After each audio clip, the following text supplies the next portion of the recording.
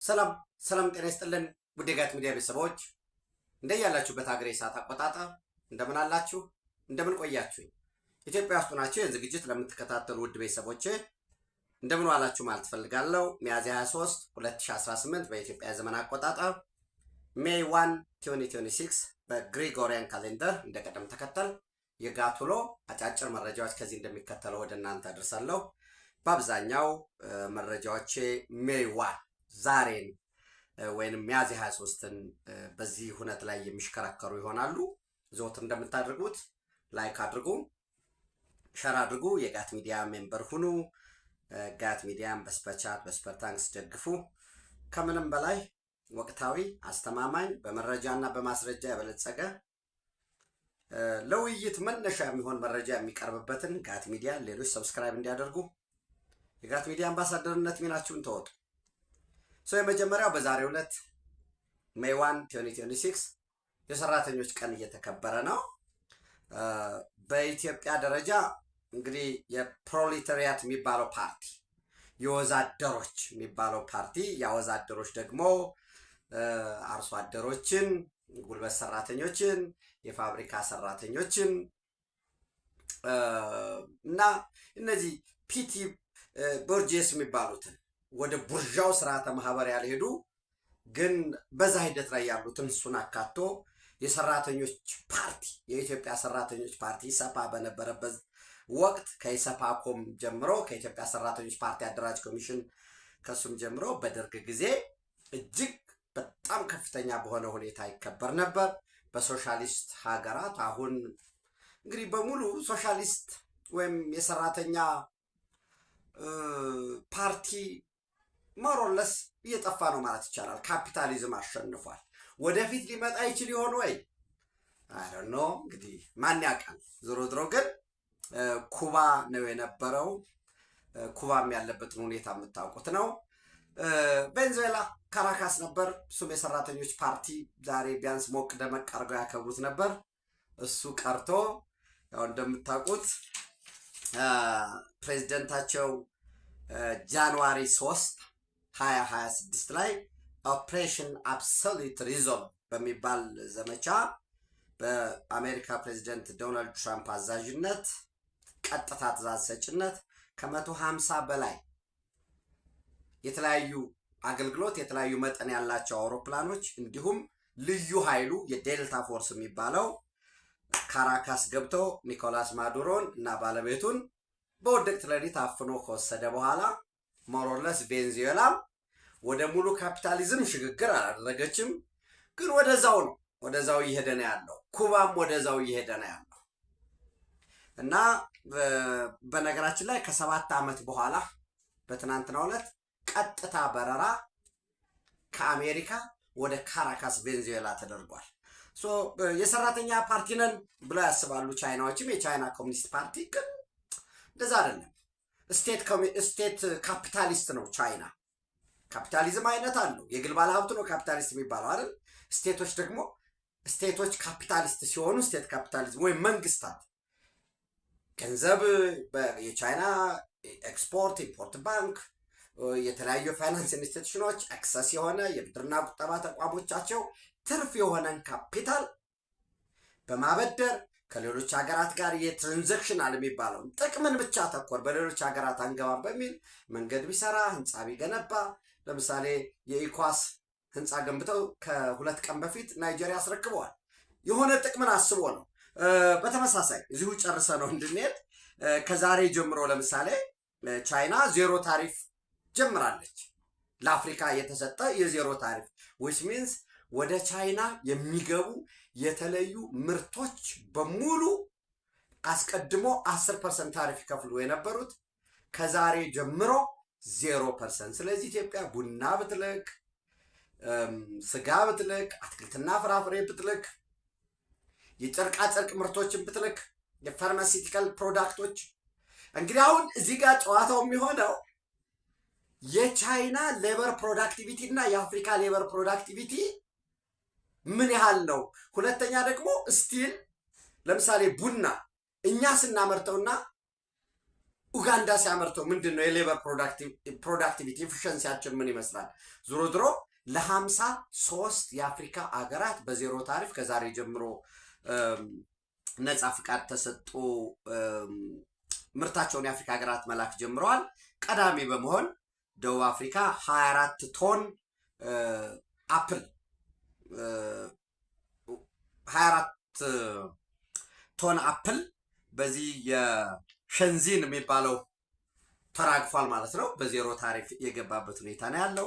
ከአፍሪካ እንግዲህ አፍሪካ እንደምታውቁት 54 አባል ሀገራት አሉ። ከ54ቱ አንዷ ኢስዋቲኒ የምትባለዋ ለታይዋን የሀገርነት እውቅና የሰጠችው ከቻይና ጋር ምንም አይነት ፎርማል የሆነ መደበኛ ዲፕሎማሲያዊ ግንኙነት የሌላት ከሷ ሲቀር በሙሉ ሁሉም አባል ሀገራት በዜሮ ቀረጽ ወይም ከቀረጽ ነፃ ምርታቸውን እንዲያስገቡ ተፈቅዷል። ኢትዮጵያም በዚህ ረገድ ሰፊ እንቅስቃሴ እንደምታደርግ ይጠበቃል። በነገራችን ላይ በአንጻራዊነት እጅግ በጣም ብዙ የቻይና ኢንቨስተሮች ስላሉ ኤፊሽንሲያችንን ማሳደግ ከቻል ምርቱን ወደዛ ለመላክ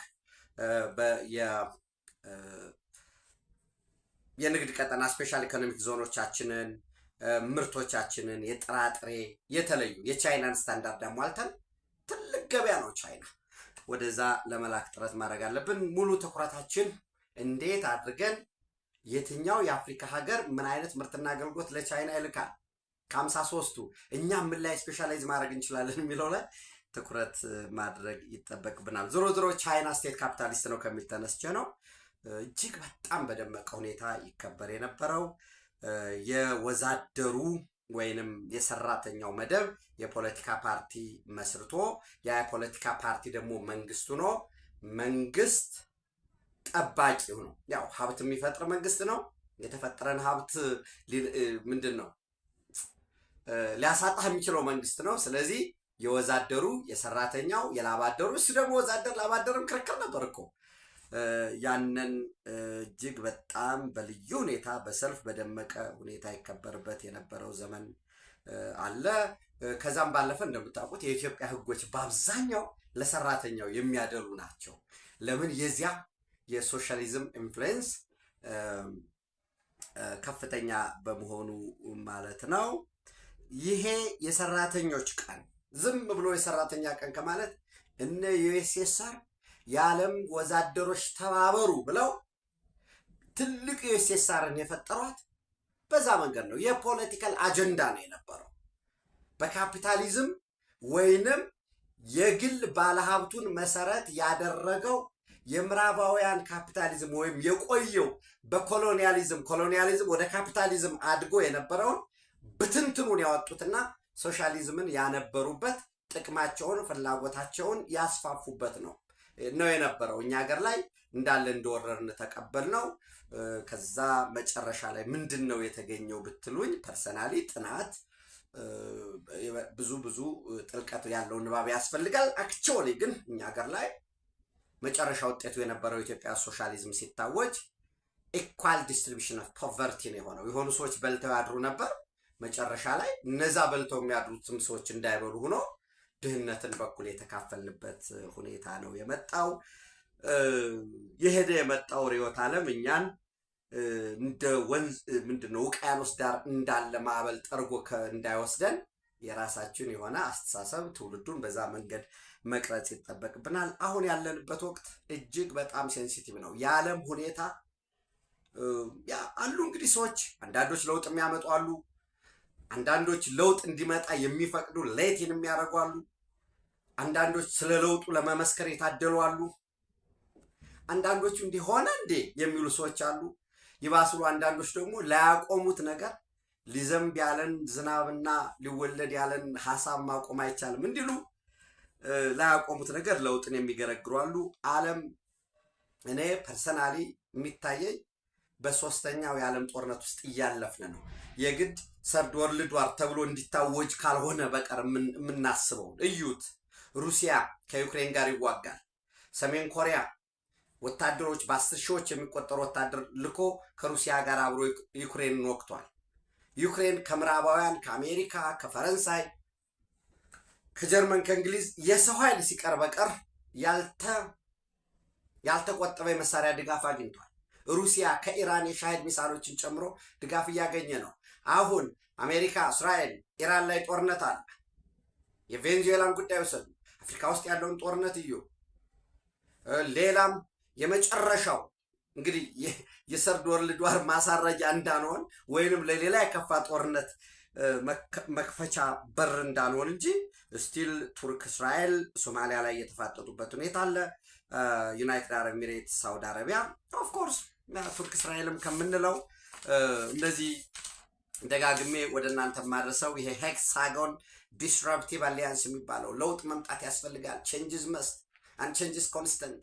አሁን ያለው የዓለም የኃይል አሰላለፍ በዚህ ሊቀጥል አይገባም። ኦብሶሌት አድርጓል። እንቀይረው በሚመቸን መልኩ ብሎ የሚንቀሳቀስ አለ። እስራኤል፣ ዩናይትድ አረብ ኤሚሬት፣ አሜሪካ፣ ህንድ፣ ግሪክ፣ ቆጵሮስ፣ ሞሮኮ ወይም አብርሃም አኮርድ የፈረሙትን ኢትዮጵያ የዚህ አካል ነች። ኦፍኮርስ የለም ደግሞ በቀጠናው ደረጃ ስናይ እንዲሁ ባለበት ቢቆይ ይሄ ተመችቶናል የሚለው የነ ሳውዲ አረቢያ፣ የፓኪስታን፣ የቱርክ፣ የኳታር፣ የግብፅ፣ የሶማሊያ፣ ሶሪያም ኦፍኮርስ የውጤቱ አካል ቢሆንም ከላይ ቱርክ ስለሚገፋው ማለት ነው። እና የነ ኩዌት ያለበት ቡድን አለ። በዚህ ውስጥ ኢራን ለህልውናው እየታገለ ነው። እኛም ሞሮለስ በሄክሳጎን ወይም ዲስራፕቲቭ አሊያንስ ውስጥ ብንሆንም የኛ ጉዳይ የህልውና ጉዳይ ነው። ያንን ለማደናቀፍ አቦርት ለማድረግ የውጩም የውስጡም ተለላቂ የመጨረሻ እየተፍጨረጨረ ነው።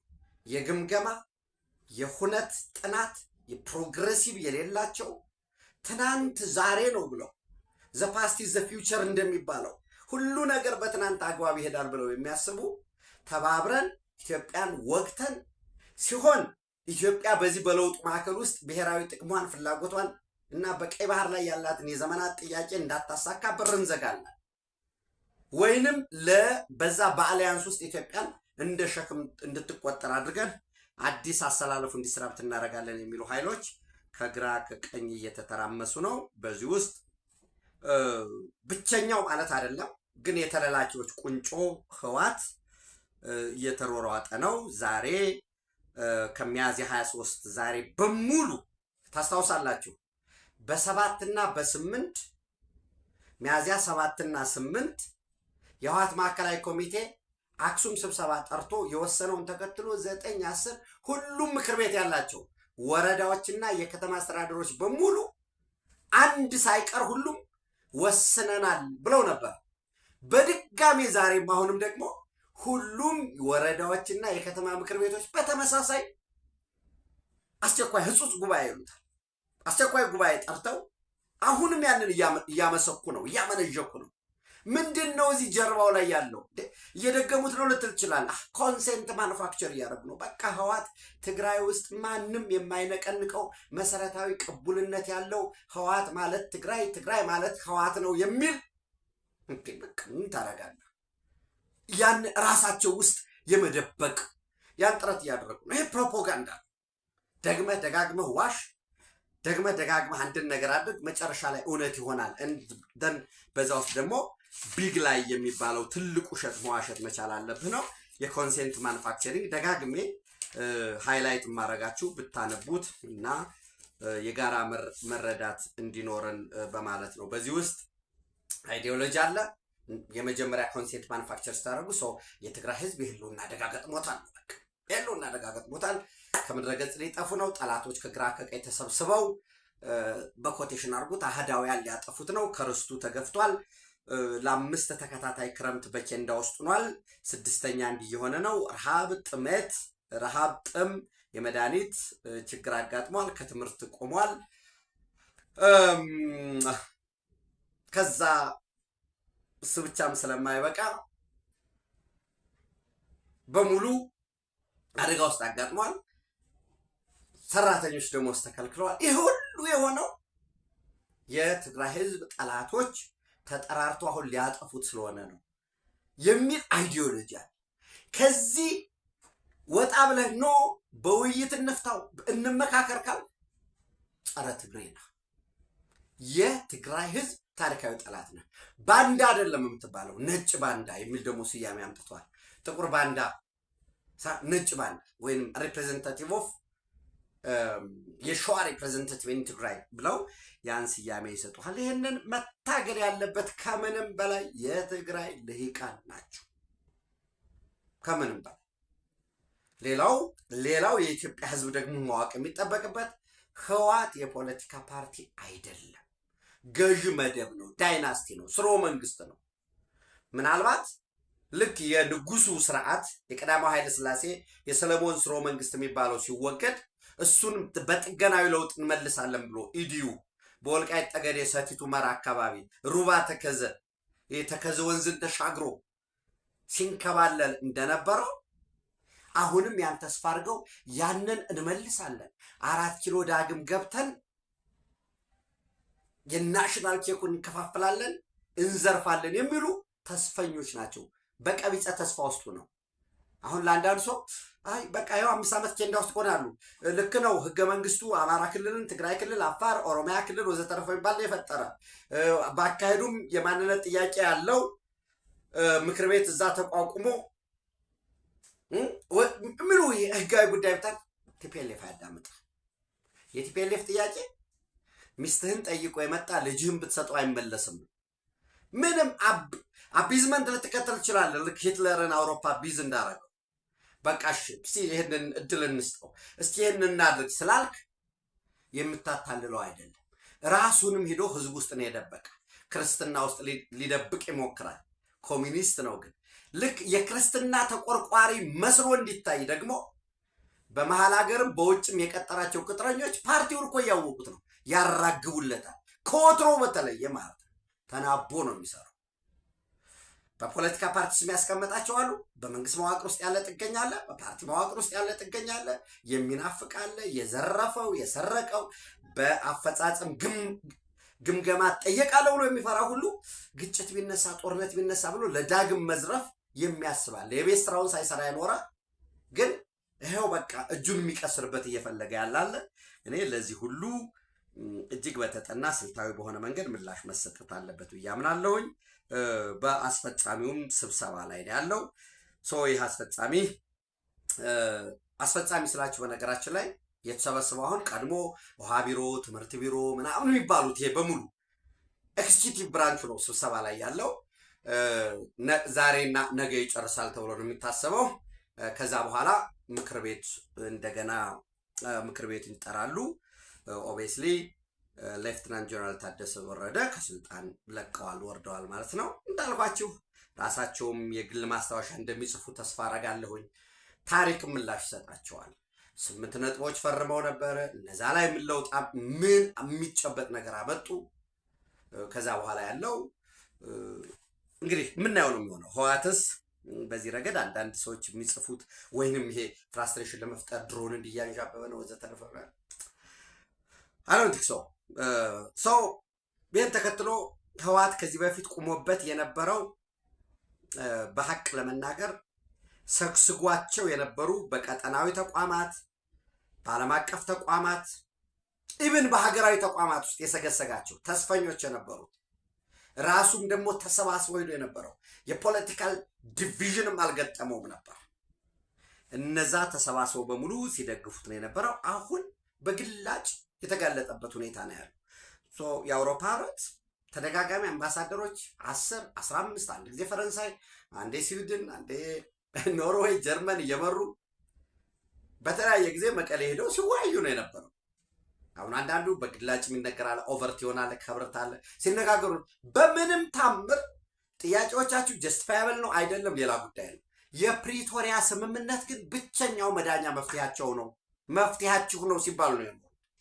ለፌዴራል መንግስቱም ለእናንተም የትግራይ ህዝብም ይሁን ኢትዮጵያ አሁን ባለው የቀጠና ሁኔታ ወደ ዳግም ጦርነት መግባት የለባቸውም ሲባሉ ነው የኖሩት። እንግዲህ የፕሪቶሪያ ስምምነትን ጥሰናል፣ መንግስት መስርተናል ካሉ የኢትዮጵያ መንግስት እንዳልኳቸው የግላዊ መረዳት ወደ ጦርነት ይገባል ብዬ አላምንም። ከዛ በመለስ ጉዳዮች ስላሉ የምርጫ ጉዳይ አለ። በጣም ትኩረት አድርገህ ልታያቸው የሚገባ ጉዳዮች አሉ። ዋናውን ጦረኛ ከላይ ሰሜን ላይ ያስቀምጥ አስመራ ላይ ተለላኪው ላይ ሳይሆን ስሩን የመንቀል ስራ መሰራት አለበት ብዬ ነው ማምነው። በተደጋጋሚ ስላልኳችሁ ጊዜ አልፈጅም። የአውሮፓ ህብረት እንግዲህ ማስጠንቀቂያ አውጥቷል። ማስጠንቀቂያው ምንድን ነው የሚለው? ብቸኛው መፍትሄ የፕሪቶሪያ የሰላም ስምምነት ነው። የትኛውም ልዩነት በጠረጴዛ ዙሪያ በድርድር ፍቱት። ግጭትን ከመፍጠር ማንኛውም ተግባር ተቆጠቡ ነው። የፖለቲካ ነው። በነገራችን ላይ ለህወሓት አስጠንቅቄያለሁ አይልህም። ለምሳሌ እንትኑ ገብታችሁ ይሁት በትናንትናው ዕለት ለጋዜጠኞች ወይም ፕሬስ ሪሊዝ የሚያደርጉበትን ኢኢኤስ የሚባለውን ኢሮፒያን ዩኒየን ኤክስተርናል አክሽን ሰርቪስ ወይንም የኢሮፒያን ዩኒየን ፕሬሱ ማለት ነው። እና በዛ ምንድን ነው የሚለው? ኢሮፒያን ዩኒየን ፎሎዊንግ ዲቨሎፕመንትስ ኢን ዘ ትግራይ ሪጂናል ስቴት ዊዝ ግሬት ከንሰርን፣ በከፍተኛ ሁኔታ ለጉዳዩ ትልቅ ትኩረት በመስጠት በትግራይ ክልላዊ መንግስት ውስጥ ያለውን ሁኔታ እየተከታተልን ነው። እንዳትረሱ፣ ትግራይ ክልል ውስጥ የኢትዮጵያ መከላከያ ሰራዊት የለም፣ ወይንም ግጭት ሊፈጥር የሚችል ሁኔታ የለም። እሱን ያዙ እና ምን ይላል?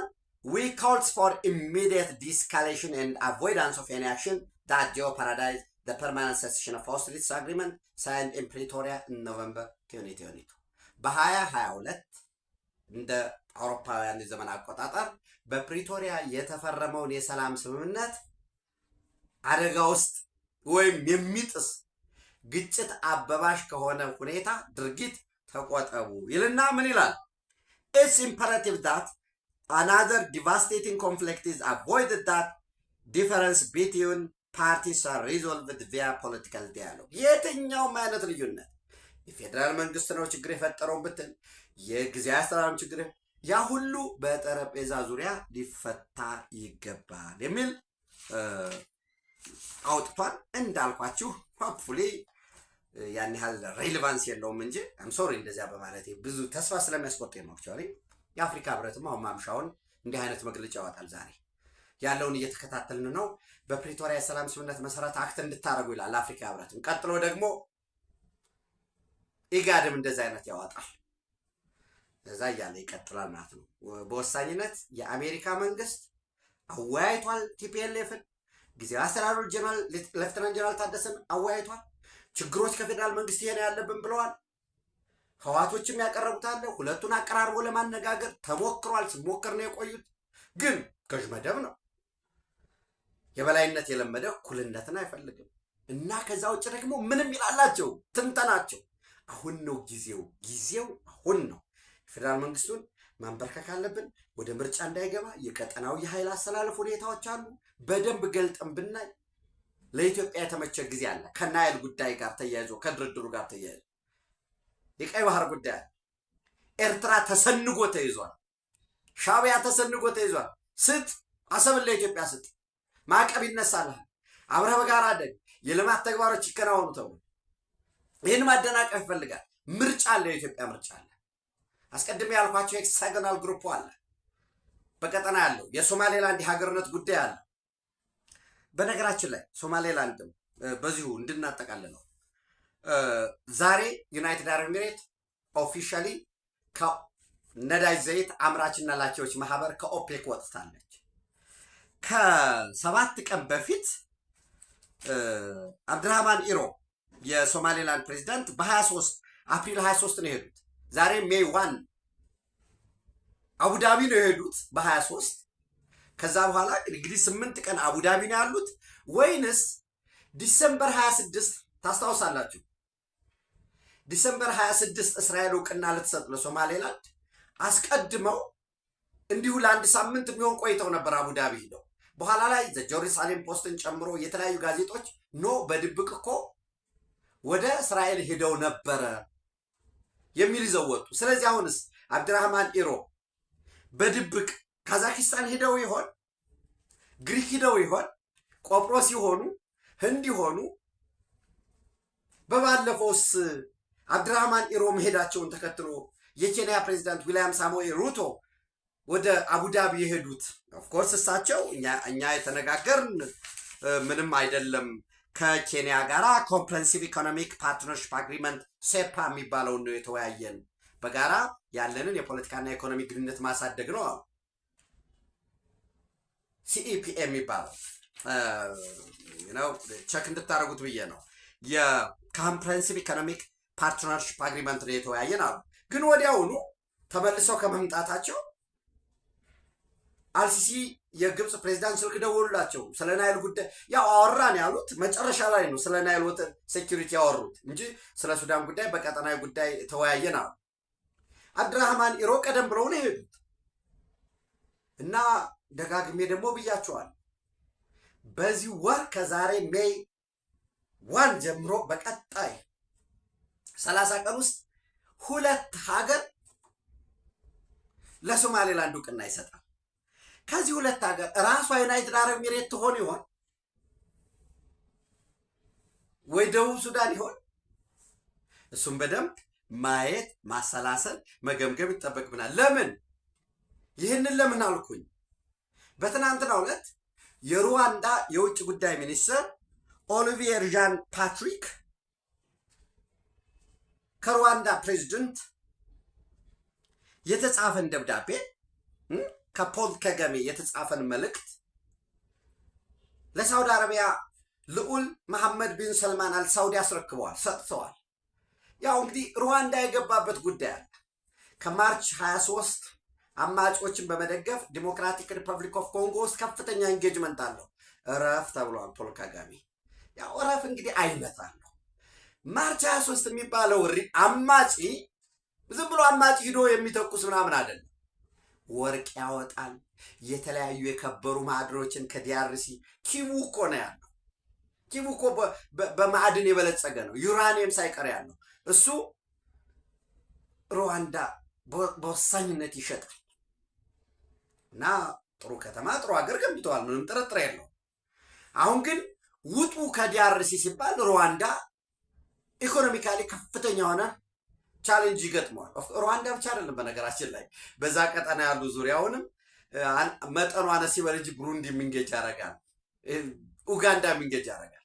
አሁን ትልቁ አሜሪካና እስራኤል ገብተዋል እዛ የማዕድን ፕራዮሪቲ ይዘው። ዛምቢያንም የኮፐርን ጨምሮ በወሳኝነት ማዕድን ቅድሚያ ለኛ የማሰጡ ከሆነ ማዕቀብ እንጥላለን። የምንረዳው በተለይ ከኤችአይቪ በሽተኞች ጋር ተያይዞ ይሄ ፔፕፋር የሚባለው መድኃኒት የምናቀርበውን እሱ ሁሉ እናቆማለን እያሉ ነው። የዚህ የሶማሌላንድ ጉዳይ አለ። ይህንን ሁሉ ይዘው በቃ ይሄ ነው ጊዜው አሁን ብለው ህዋቶች እየሞከሩ ነው ለመረበሽ። ለዛ ምን ምላሽ ይሰጣቸዋል የሚለውን በደንብ ማየት ያስፈልጋል። የውስጥ ደግሞ ፋኖ ከኛ ጋር ነው፣ የኢትዮጵያ ህዝብ ከብልጽግና ጋር አጌንስት ነው፣ ሆድና ጀርባ ነው፣ ኦነግ ሸኔ እንደዚህ ነው። ዳንጀር ኦፍ ሲንግል ስቶሪ አለ። ጆሮ በነገራችን ላይ ስለ ችግር ብቻ ልስማ ካልኩኝ የምመርጠው የማየው ሚዲያ ሊያሳብዳችሁ ይችላል። በቃ እዚህ ጋር እንዲህ ተፈናቀለ፣ እዚህ ጋር ሞተ፣ እዚህ ጋር ውጊያ አለ፣ ከዛ ለምን የመረጥከው ነው? አይ የለም በቃ እኔ ማየት የምፈልግ ስለ ብልጽግናዊ ጉዞ ብቻ ነው ከሆነ ደግሞ ያ ይሆን። ሰው ግን ባላንስ ነው። ኢትዮጵያን በራሱ ደግሞ እውነታውን ስንነጋገር ኢትዮጵያ የበዛ ተስፋ ያላት ሀገር ነች፣ የመለወጥ ተስፋ ያላት ሀገር ነች ነው እንጂ እየተባለ ያለው ችግር የለም አልተባለ። ችግር የትም ሀገር አለ። ከዚያ ችግር ለመውጣት ነው 24/7 ጥረት እየተደረገ ያለው። ያንን ድራይቪንግ ፎርስ አለ። ለውጥ እንፈልጋለን። እኔ እዛ ውስጥ ነው ያለሁት። ኢትዮጵያ የቀይ ባህር ሀገር ነች። ኢትዮጵያ የከርሰ ምድርና የገጸ ምድር ሀብቷን ተጠቅማ ማደግ መበልጸግ አለባት። ናይል በዛ ውስጥ ይገባል። ትልቅ ህዝብ አለን። 130 ሚሊዮን ፕላስ ነን። እንዴ የኛ ጣፈንታ ጅቡቲ ላይ ሊንጠለጠል አይገባም። ኤርትራ የሚባል ላውንች ፓድ ላይ የጠላቶቻችን ለመለላክ ልጓም አስገብቶ ኮርቻ ደልድሎ በዛ ልንወሰን አይገባም። ሶማሌ ጣፈንታች ትልቅ ሀገር ነን። ትልቅ ሀገር ሆነ ተዘግቶብህ የአድዋ ድል ባለቤት ነኝ ብሎ መናገር የእውነት ለመናገር አሳፋሪ ነው። ሰው ከዛ እንውጣ። እንዲሁ ደግሞ ትልቅ ነን ብለን ደግሞ ሶቨርኒቲን የምንጥስ የምኖር መሆን የለበትም። ሰጠን በሰጦ መቀበል ሌሎች ሀገራት አድርገውት የለ ሳውዲ አረቢያና ጆርዳን በመሬት ተቃይረው የቀይ ባህር ተዋሳኝ ሆነ ያል ጆርዳን ሶ ዋት ስፔሻል። ሳውዲ አረቢያ ከኤርትራ ጋር ሁኛለሁ ሲል ምን ችግር አለው? የእናንተን ጆርዳን ላይ ኤክሰርሳይዝ ያደረጋችሁትን እኛም ጋር ተግብሩት ነው። ሌላውም ዓለም የሆነበት ብዙ የተሰራበት ጉዳይ ስላለ ኦፍኮርስ ከሳውዲ አረቢያ ጋር ሊያግባባን የሚችል የጅዳ ዲክላሬሽንም አለ። እነሱ ጥረት እያደረጉ ጫና እያደረጉ ያሉት እሱን ነው። እኛን ግን ተሯሩጠን ዝም ብሎ በደም ፍላት ወደ ውጊያ እንድንገባ የሚፈልግ አለ። እንደዚያ እንዲደረግም ከውስጥም ከውጭም የሚጎትት አለ። በዚህ ረገድ ህወሓት ራሱም ህገወጥ ነው እንደምታውቁት፣ የተሰረዘ ነው። በህግ ፊት እውቅና የለውም። ሌሎች ሁለት የተሰረዙትን ይዞ ደግሞ የአክሱማይት ኮንግረስ አቶ አብርሃ ገብረወልድ የሚመራውን የአክሱማይት ኮንግረስ ፓርቲ ወይንም ውድብ አክሱማይ ዋዕላ የሚባለውን እሱ ሌላው አሁንም ደግሞ ይሄ ኪዳን አመነ አልሸባብ ወዳጃችን ነው ያለው ባይቶና የሚባለው እሱ አለ እና የአሲምባ ዲሞክራሲያዊ ፓርቲ ይዞ መመለስ አለብን፣ ሁሉ ነገር ሰላም ነው፣ በሸነና ነው፣ ከዚህ ወደ የትም አንሄድም የሚል መግለጫ ያወጣለ። ወራስ ደግሞ ህጋዊ የሆኑ በኢትዮጵያ ብሔራዊ ምርጫ ቦርድ በህጋዊነት ተመዝግበው የሚንቀሳቀሱ ደለይቲ ለውጥ ምንቅስቃስ ደለይቲ ለውጥ ትግራይ የሚሉ 5 ነጥብ ያለው ባለ 5 ነጥብ መግለጫ አውጥተዋል። ምንድን ነው ካላችሁኝ፣ አንደኛ የፕሪቶሪያ ስምምነትን ከሚጥስ ማንኛውም ተግባር መታቀብ ያስፈልጋል የሚል 5 ነጥቦች ላንብብላችሁ። ዝሮ ምንቅስቃስ ደለይቲ ለውጥ ትግራይ ወይም ሙቭመንት ፎር ቼንጅ ትግራይ ምንድን ነው የሚለው አሁናዊ መግለጫ ይላል። አሁናዊ መግለጫ ቅዋም ምንቅስቃስ ደለይቲ ለውጥ ትግራይ የትግራይ የለውጥ ፈላጊ ወይም የለውጥ አራማጆች አሁናዊ አቋም አቋም መግለጫ ይላል። ዘን አንደኛ ስምምነት ሰላም ፕሪቶሪያ በሰላም መንገድን ብልዝብን ከይትሸራረፍ ከተግብር ይላል። የፕሪቶሪያ የሰላም ስምምነት በሰላማዊ መንገድ በመነጋገር በልዝብ በመወያየት ሳይሸራረፍ ይተግበር ይላል። ሰርዣዋለሁ ወይ ከሌ ሰርዞታል ወደ ቀድሞ ተመልሻለሁ ማለት አግባብ አይደለም ይላል። 2 በስምምነት ፕሪቶሪያ ዝተጣየሽ ጊዜያዊ ምህዳር ነኩሉም ፖለቲካዊ ኃይልታት አቃፋይን አሳታፋይን ኮይኑ ዳግም ክጣየሽ ይላል። በፕሪቶሪያ የሰላም ስምምነት መሰረት የተደራጀው የትግራይ ጊዜያዊ መንግስት ሁሉንም አቃፊና ምንድን ነው ሁሉም ፖለቲካዊ ኃይል ሁሉንም የፖለቲካዊ ኃይሎች አቅፎ አሳታፊ ሆኖ ዳግም ክጣይሽ እንደገና ይደራጅ እንደገና ይቋቋም ይላል።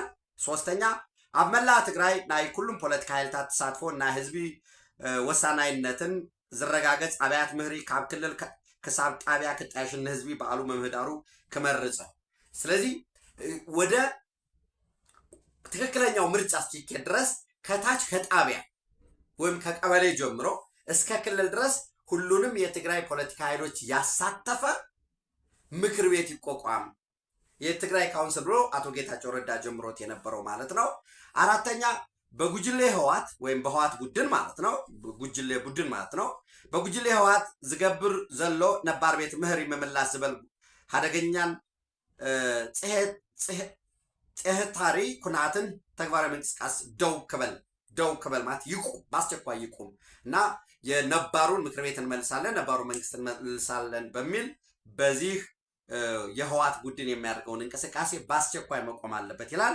5ኛ ፖለቲካዊ አፈላላያት በብረት አፈላላያት ጉዳይ ማለት ነው። ፖለቲካዊ አፈላላያት በብረት ዘይኮኑስ በሰላማዊ ልዝብን ድርድርን ክፈቱ ከም ዝገባ ወስነዋለሁ።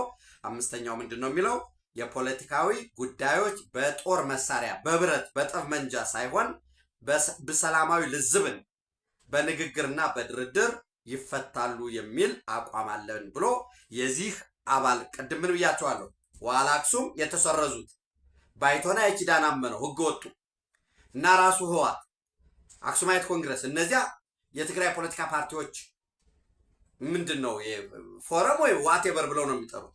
እነኚህ ደግሞ አሁን ያልኳችሁ ለምሳሌ ብሔራዊ ባይቶ አባይ ትግራይ ትክክለኛው ነው። ኪዳን አመነ ከዛ ወጥቶ ነው ይሰረዝ ትክክል አይደለም ብሎ ብሔራዊ ምርጫ ቦርድ ጽፎ ነበር። እሱን ማስፈጸም አልቻለም የትግራይ ጊዜያዊ አስተዳደር። ኦፍ ኮርስ አረና ትግራይ ዲሞክራሲያን ሉዓላዊነት ወይ አረና ትንሳኤ ሰባ እንደርታ የሚባለው ፓርቲና ዲሞክራሲያዊ ስምረት ትግራይ ወይም ስምረት እነኚህ የለውጥ ኃይሎች የትግራይ የለውጥ አራማጅ ኃይሎች መግለጫ ወጥተዋል። ይህንን ህወሓት ይሰማሉ ካላችሁ ሊሰማ አይችልም፣ ምንም ጥርጥር የለውም። ገዥ መደብ ነው። እነኚህን ፈርጇል።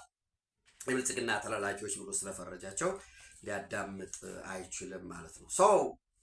አጠቃላይ የትግራይ የፖለቲካ ሁኔታ የሀገራችን የፖለቲካ ሁኔታ ይህንን ነው የሚመስለው። በጽንፈኛው ፋኖ ደረጃ ራሱን አስችለን እናየዋለን። ህወሓት አንድ ተስፋ ያደረገው ጽንፈኛው ፋኖ ከጎን ሆኖ ይፋለማል ብሎ ነው የሚያስበው።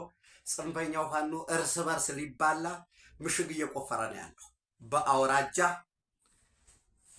በክፍለ ሀገር ነበር የነበረው። ለምሳሌ ጎጃም ክፍለ ሀገር አለ። የጎጃሙ ቴዎድሮስ እዝ የጎንደር ጀስት ቴዎድሮስ ፍሮም ጎንደር ስለሆነ ከዛ ደግሞ የጎጃሙ በላይ ደግሞ ጎንደር ሄዶ ደግሞ የበላይ እዝ ይሆናል። ከዛ ወሎ አሳምነው ጽጌ ሆኖ ወደ ሸዋ ይመጣና አሳምነው እዝ ይሆናል። የሸዋው ምኒልክ ደግሞ ወሎ ሄዶ ምኒልክ እዝ ይሆናል። ጎጃም ውስጥ አሁን ምዕራብ ጎጃምና ምስራቅ ጎጃም ተብሎ ምሽግ እየቆፈሩ ነው ያሉት። ምስራቅ ጎጃሙ ምዕራብ ጎጃም አግልሎኛል ያለ ነው። ምዕራብ ጎጃሙ ደግሞ የለም ምስራቅ ጎጃሙ ትግላችንን ሊሸጥ ነው እያለ እርስ በርስ እየተፈላለጉ ነው። በዛ ውስጥ እጃቸውን የሚሰጡ አሉ። ይህን ለታሪክ ብቻ መዝገቡ በቅርቡ እጁን የሚሰጣለ ድርድርም እያደረጉ ስለሆነ ማለት ነው። ከዚህ ውጭ ከዚህ ሰፋ ያለ ነገር ለመስጠት ጊዜው አይደለም። ጎንደር ላይ በተመሳሳይ ደቡብ ጎንደር፣ ሰሜን ጎንደር፣ ማዕከላዊ ጎንደር ብለው እዛ ውስጥ ደግሞ የሞአ ጉዳይ አለ፣ የወልቃይት ጉዳይ አለ፣ ፕሮቲፒኤልኤፍ ነህ የሚል አለ። አመራሩ በዚህ ሞሮለስ እነዘመነ ስለሆኑ የሚመሩት የኃይል ስበት አለ። የምስራቁ እየተሯሯጠ ደቡብ ጎንደር አካባቢ ያሉትን ለመያዝ እየሞከረ ነው። የምዕራቡ ደግሞ እነ ሀብቴ ወልዴን ለመያዝ እየሞከረ ብቻ በጣም ፈን ነው የሚያደርጋቸው። ይህን ኃይል ነው እንግዲህ ከጎኔ ይረዳኛል ብሎ የቁሞ ቀሮች ህወሓት ተስፋ የሚያደርገው። ሱዳን ላይ በአስቸኳይ ጦርነት ካላቆማቸው የሚል ጫና ተደርጎ ነው ያለው። ትናንት ሃይላይት ለማድረግ ሞክሬ ያለሁኝ የሱዳን ጉዳይ። በዛ ደግሞ ቲፒኤልኤፍ መርሰነሪ አቅራቢ ሆኖ እየተሳተፈ ያለበት ጉዳይ አለ። የሶማሊላንድ ጉዳይ ይህንን ነው የሚመስለው። ጠቅለል ባለመልኩ ለጋት ውሎ ወደ መካከለኛው ምስራቅ ስንሄድ እንግዲህ ሚድል ኢስት ላይ ከአሜሪካ እጅግ በጣም መጠኑ ከፍተኛ የሆነ የጦር መሳሪያ ወደ እስራኤል እየተራገፈም እየተጓጓዘም ነው ያለው። የዩናይትድ አረብ ኤሚሬት የፕሬዝደንቱ አማካሪ የዩኤኢ ፕሬዚደንሻል አድቫይዘር በአንዋር ጋርጋሽ ማለት ነው ኢራን የምትታመን አይደለችም፣ የሆርሙዝ ጉዳይ በዩኒላተራል በተናጠል ጉዳይ የሚወሰንበት ጉዳይ አይደለም ብለዋል። እንዳትረሱ ዩናይትድ አረብ ኤሚሬት ከዛሬ ጀምሮ ከኦፔክ ወጥታለች። እንግዲህ በቀጣይ ከአረብ ሊግ ትወጣ ይሆን ወይ? ከኦርጋናይዜሽን ፎር ኢስላሚክ ኮሚኒቲ የእስላማዊ ትብብር ድርጅት ትወጣለች ወይ? ከጂሲሲ አለ የገልፍ ኮኦፕሬሽን ካውንስል። በነገራችን ላይ የጂሲሲ 6 አባል ሀገራት አሉ። ባህሬን የኦፔክ አባል ሀገር ነች። ኦፔክ ፕላስ በሚባለው ፉል ሜምበር ግን አይደለችም የኦፔክ። ሁለተኛ ኩዌት፣ እንደምታውቁት ኩዌት እጅግ በጣም ወሳኝ የሆነ ምርትም አምራች ነች። የጂሲሲ አባል ሀገር ነች። በተመሳሳይ የኦፔክ አባል ሀገር ነች። ሶስተኛ ኦማን የኦፔክ ፕላስ በሚባለው ውስጥ ትካተታለች። የሆርሙዝ መተላለፊያ ስለሆነች ሆርሙዝ ኦማን፣ ሆርሙዝ ኢራን ስለሆነ የኦፔክ ግን አባል አይደለችም። ኳታር ስፔሻላይዝ አድርጌ በወሳኝነት መስራት የምፈልገው ጋዝ ላይ ነው ብላ 2019 ለቃ ያወጣችበት ሁኔታ አለ። በጂሲሲ ከፍተኛ ተጽዕኖ ፈጣሪዋ ሳውዲ አረቢያ ነች። የ5ኛ አባል ሳውዲ አረቢያ ነች። 6ኛ ዩናይትድ አረብ ኤሚሬት ነች። እንግዲህ ከዚህ ከኦፔክ ዘንድሮ ወጣለች ማለት ነው። ከኦፔክ የወጡ ኳታር በ2019፣ ዩኤኢ ከዛሬ ጀምሮ ሜይ 1 2026 ጀምሮ ወጥተዋል። የኦፔክ አባል ሀገር ሆነው አክቲቭ ሆነው እየቀጠሉ ያሉት እንግዲህ ኩዌት እና ሳውዲ አረቢያ መሆናቸው ነው ማለት ነው። ከጂሲሲ አባል ሀገር።